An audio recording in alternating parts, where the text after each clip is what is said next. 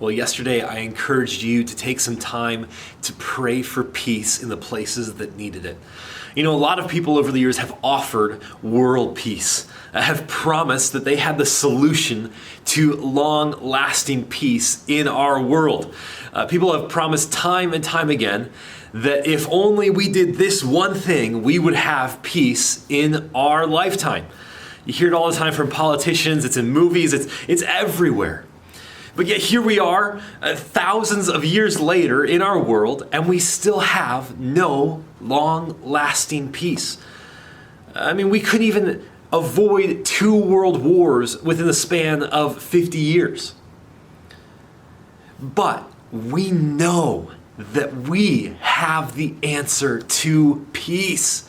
We know that Jesus came into the world, and because he came into the world, we can have peace with everyone.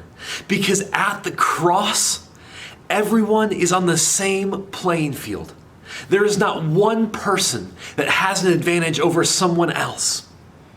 You know, we don't always believe that when we talk as Christians because we see ourselves as better than others, or we think that we're not as good as somebody else because we're still sinful. But Jesus brought the path to true peace. The cross levels the playing field. All are sinful in the sight of God. And Jesus' blood brings reconciliation to all of us equally. And so when we think about peace, when we think about world peace, when we think about peace for the problems around us, we need to remember that our fellowship with other Christians all around the world is proof that Jesus brought peace that can bring us together and that can bring an end to the things that separate us as human beings. Separate us from loving each other, separate us from being in community with one another, and separate us from being with God.